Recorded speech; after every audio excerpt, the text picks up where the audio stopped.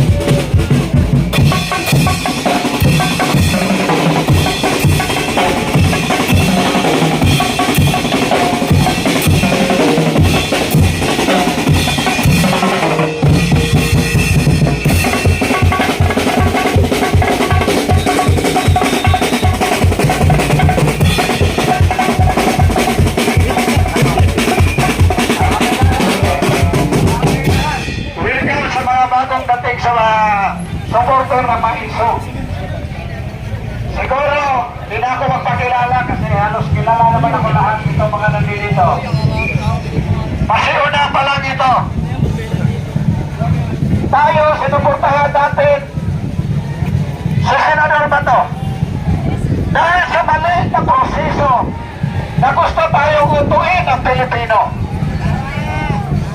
Ako lang na hindi nakatapos mag-aaral na gusto ko silang isa-isahin na seminarin. Dahil pinagtatalunan nila palagi na gusto tayong gawin inosente. Dahil doon sa Republika, 1951, voluntary surrender. Ngayon, may isa lang ako halimbawa sa inyo. Ito yung legality, ha? Kapag may dala ako ngayon ng piso, ibibigay ko sa inyo, akin pa ba yan? Diba, hindi na? Ngayon, pag isurrender mo doon sa bato, may matatawag pa ba na ang ICC, walang restriction? Kabuhanan niya ng gobyerno. Kagaguhan yan. Voluntary surrender. Bakit pa voluntary surrender? Napatunayan na ba yan na mayroong kasalanan? Kung dito sa bansa natin, inutil na pala itong ating mga judges dito. Inutil na pala yung fiscal natin dito. Bakit pa kailangan natin magbayad ng buwis para ibayad doon sa mga yan? Tama! Ha? Pinabado na! Binabantayan dito na isang katakot-takot. Ilang batalyong pulis. Isang tao lang yan. Sinayang ang buhis ng taong bayan. Hindi ako matatakot na magsalita kahit anong gustong gawin niya. Tama tayo! Bakit? Tama tayo! Pinapaliwanag ko lang at sinasabi ko lang yung totoo na nangyari sa ating bansa.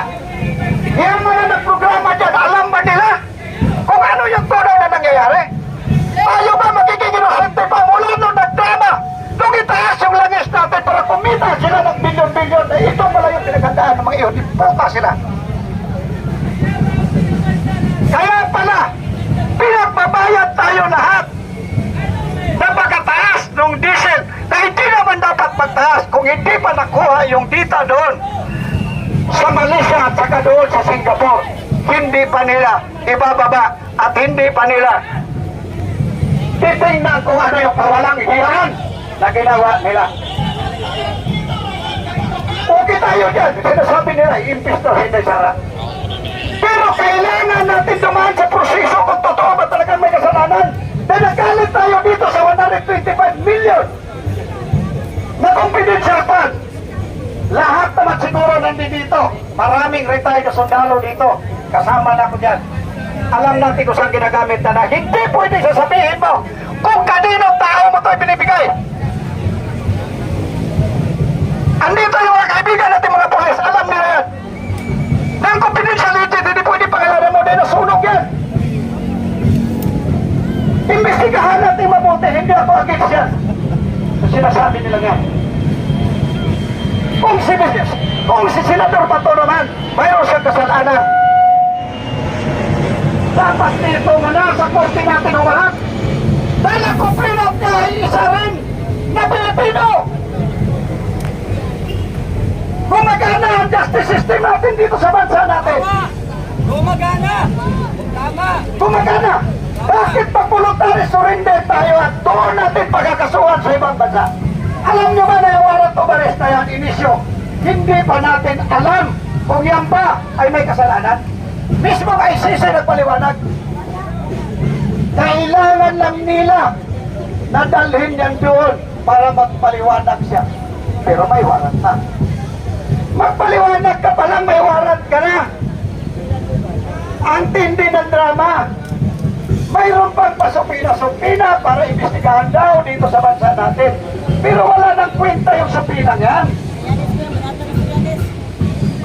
Isa pa, na para maintindihan sa lahat. Anong klaseng gobyerno na hindi alam na may warrant? At si Mr. Trillanes ang may hawak noong warrant. At siya mismo sumama na mag-implement. Ano na ba siya? Ahente na ba siya ng ICC? Siya ba ay sirip na ng ICC? Siya ba ay DOJ Secretary na? O siya ba ay DILG Secretary na?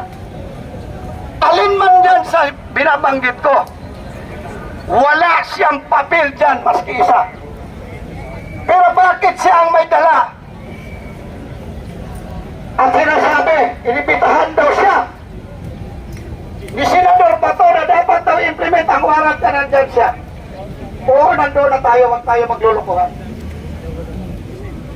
Iporke ba inimbitahan ka, ikaw magbitbit ng waras? Ano ang authorization mo? Ano ang kapasidad mo na bakit ikaw magbitbit yan? Huwag ninyo kami paglulukuhin. Huwag, nakaintindi kami. Kahit kayo naman siguro, nalagad ng batas, nakaintindi rin kayo na wala siyang karapatan doon.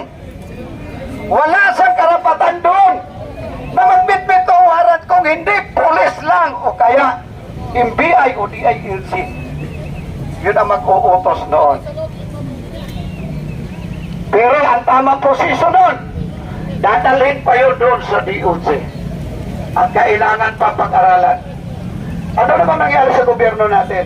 Pinagmalaki nila na may warrant daw noon November pa. Up to this date, hindi alam ng gobyerno na mayroon. At si Mr. Trillanes ang nakakaalam na mayroon na pala. Si Mr. Trillanes ang may dala. Ibig sabihin, mas magaling si Trillanes kaysa gobyerno natin, kaysa presidente natin. Kayo mga nandyan pa sa serbisyo, kasi kami wala na kami. Patapos na rin buhay namin eh. Alam ninyo yan na hindi pwede siya eh. Bakit nagkaroon dito sa bansang Pilipinas yan? Anong nangyari? Pinipilit nilang pag-awayin ang mga Pilipino. Hinanda itong dalawang grupo para mag-aaway, para sakali magkagulo.